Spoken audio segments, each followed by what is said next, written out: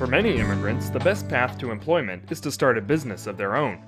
In fact, immigrants are almost twice as likely as native-born Americans to start a business. As of 2008, immigrants represented only 12% of the U.S. population, but owned 17% of all new businesses.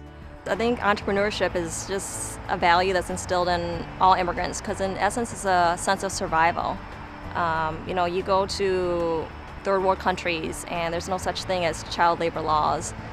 You'll see young children working alongside their families, their moms and dads, and running restaurants or storefronts.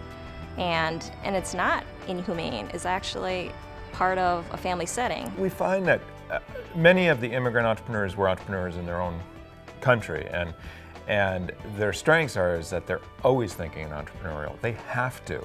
I mean, I think part of it stems, and this is just a personal opinion, in that in a lot of the countries that these immigrants come from, there's no social safety net. Okay, so you have to get out there and get on the street or whatever and make some money. So you're forced to think very entrepreneurial. When they migrate to the United States, they had that experience that they wanted to continue their businesses that they had there here. In Minnesota, according to North Hennepin Community College data, ownership of businesses has jumped dramatically among people of color, both immigrant and native-born. Between 1997 and 2002, African American ownership increased a stunning 94.8%, and Asian ownership increased nearly 45%. Don't quote me on the number, but you have over 10 to 20 Liberian-owned businesses right in Brooklyn by Brooklyn Center, who just opened something called a Global Market. It's a Liberian restaurant in Brooklyn Center. My dad also has a business, so it's always been in the family. I kind of, learned that from my dad. They do have the entrepreneurial spirit, and we've seen a few really grow and start hiring people, adding to the tax base. They really want to succeed and grow their businesses. Unfortunately, as with any venture in a new country and culture, new immigrant businesses don't always get a great start. When we have a lot of entrepreneurs that don't necessarily have a lot of experience, one of the drawbacks to that is that we saw a lot of people opening businesses that didn't last very long. And so they'd be in a space, they'd make a big investment, maybe mortgage the house, to get funding, and the business wouldn't succeed. In their own country, and these are general statements, it could be different, but you want to open up a business? You put up a stand and you start selling food. That's it. Here there's a little bit more regulation, and I think immigrant entrepreneurs sometimes get frustrated by that. So what we try to do is help them understand why that's in place and help them navigate the bureaucratic path. For a person that has been born and raised here, they get the process. But for our immigrant communities, Latinos, getting the process is not as easy. And that was one of my goals when I applied to law school, was serving the Southeast Asian community, because I saw a huge lack in education and resources. I don't think they were necessarily coming to me for legal advice or how to litigate. It was more how to become more educated, more aware, how do I learn more about laws here in Minnesota or in the United States to make sure that I do things right. The passion that many of these immigrant entrepreneurs have is unbelievable. I think with just the right amount of guidance and help, they could really flourish. The potential of all the new businesses starting in northwest Hennepin County are not lost on the local cities and towns in that area. These are, locally grown, locally started businesses, and one of the things that we've always known in the world of economic development is that most of your future job growth ends up coming from your existing businesses within your community. And so, for us to have basically a new crop of entrepreneurs in the city that are taking space in the community, beginning to employ people, growing very young and new businesses, we think that means a lot for the future of the city. There'll be growth in these businesses over time. So hopefully some of these businesses are the next major corporation in the metropolitan area, and that's sort of what we're hoping. In order to meet this need, the city of Brooklyn Park is taking the lead by starting some new programs and forging some new partnerships. Most cities have tools in their economic development box for the big home run, attracting the Target or the Costco, big box retailers. Not many do have tools for really home-based businesses or mom-pop type entrepreneurs. Brooklyn Park has really led the way with those tools. We knew that we needed to have some level of technical assistance for the entrepreneurs in the community in order to help them be successful. And that led us to the Metropolitan Consortium of Community Developers. And with them, we were able to start up a program called Open to Business. And what that does is we had an advisor from MCCD come to City Hall and hold essentially office hours where they were able to sit down and meet with prospective entrepreneurs, go through their business plans, look at what they had projected and decide, some ways to move their businesses forward. We offer intensive one-on-one counseling to immigrant entrepreneurs as well as other entrepreneurs too. And that involves really testing their assumptions on opening up a business, determining their business feasibility. A lot of people come to us, they think they have a great idea, but they have nothing on paper and they've done no research on it. They just think that, well, I like the product or service that I want to propose. They really don't know if other people like it. So we have the patience, I think, at MCCD to deal with a lot of different types of entrepreneurs, especially entrepreneurs where English is their second language. We really have to sit down and explain a lot of the different business concepts in English, even though they may know it in their own native language. LEDC offers business training from bookkeeping to basic administrative skills to English for customer service. We also offer one-on-one technical assistance to people who want to start a business. For that, prior to a one-on-one business consultation, we offer once a month an orientation session. It's a very basic orientation where we cover three topics. One is the basics of a business plan, and also we talked about where to register the business. So we believe we are that bridge of connecting entrepreneurs that have been doing businesses in their country of born and that want to do businesses here. What we found in Brooklyn Park is that the immigrant entrepreneurs are responding, because Brooklyn Park has decided to put out the Brooklyn Park Open to Business program, and I think there's other communities who are thinking about coming on board with it. And I just think if you put it out there, free business consulting, do you have a business idea, please contact this person.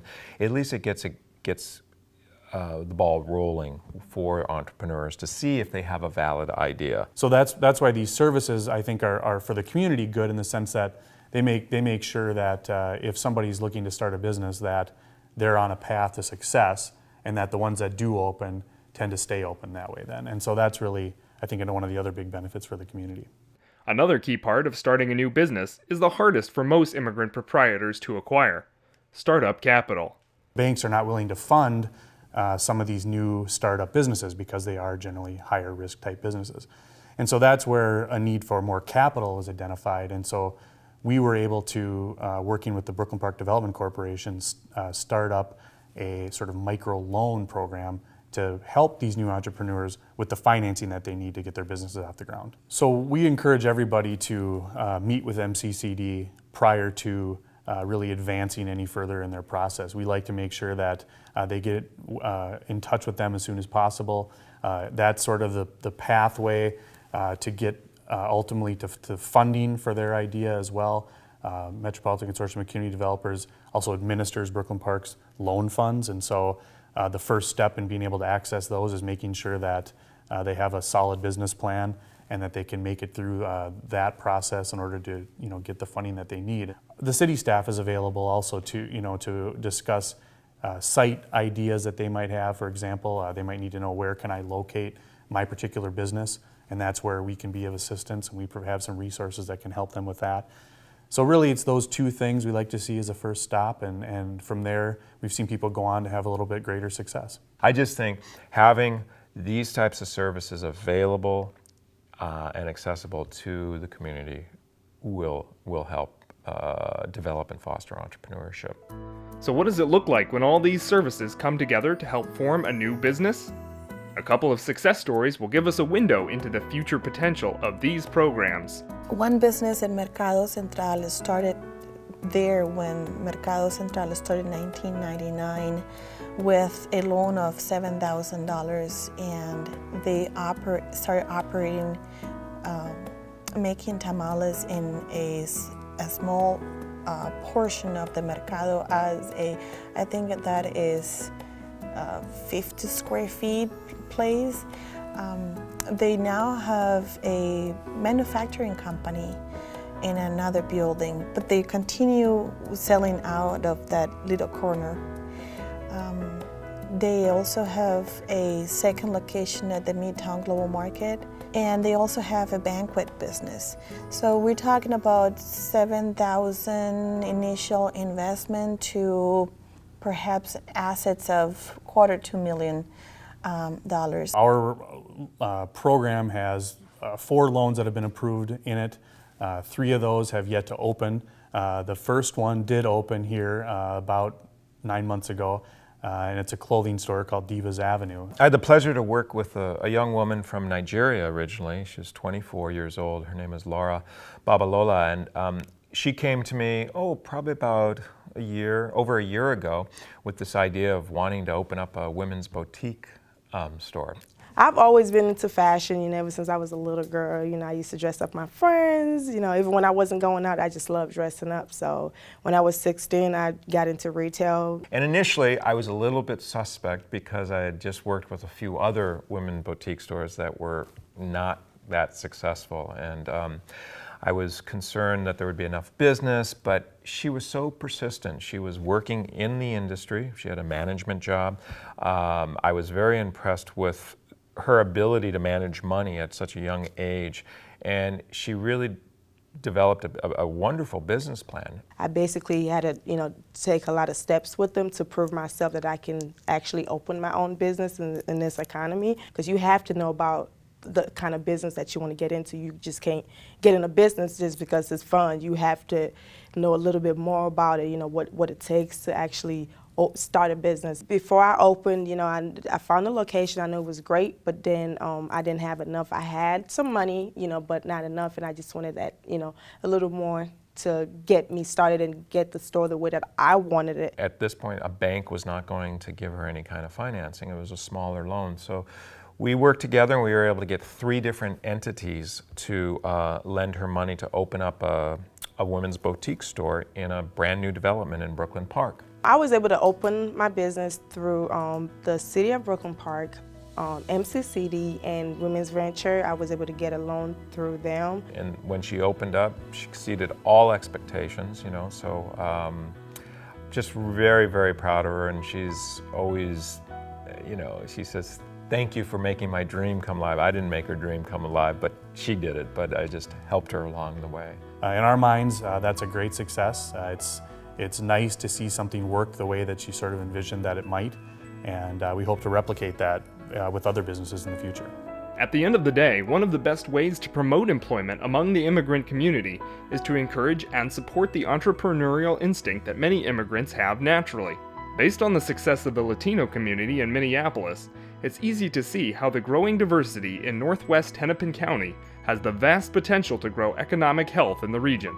Just to give you a real example of the transformation of the Lake Street area in Minneapolis, 15 years ago, there were 4 Latino-owned businesses. Now there are close to 300 of them. Those empty buildings are not empty anymore, so they are adding to the economic cycle of somebody is paying rent, a landlord is receiving rent, and is being able to pay property taxes, or is being able to pay their employees and therefore. What we found in Brooklyn Park is that the immigrant entrepreneurs are responding, because Brooklyn Park has decided to put out the Brooklyn Park Open to Business program. You've got a diversity that's there of different types of businesses, and that means a diverse economy for the city of Brooklyn Park and stability with respect to that into the future. For us to have basically a new crop of entrepreneurs in the city that are taking space in the community, beginning to employ people, growing very young and new businesses, we think that means a lot for the future of the city. Having these types of services available and accessible to the community will help develop and foster entrepreneurship. Cities and business development offices that embrace this potential will promote positive growth in the whole region's health and development. I would tell other people who wants to do the same thing, or even if it's not really a retail, whatever you want to do, I feel like it's possible, because I didn't think I was going to be able to do this. My recommendation is to educate yourself, talk to people, do some research, make sure that you're getting the right information, and not give up. So when it's your time, just stay strong, stay positive, and just ask people, just ask questions. What kind of help can you get out there? What kind of programs do they have out there? Because that was what helped me out, just by asking questions.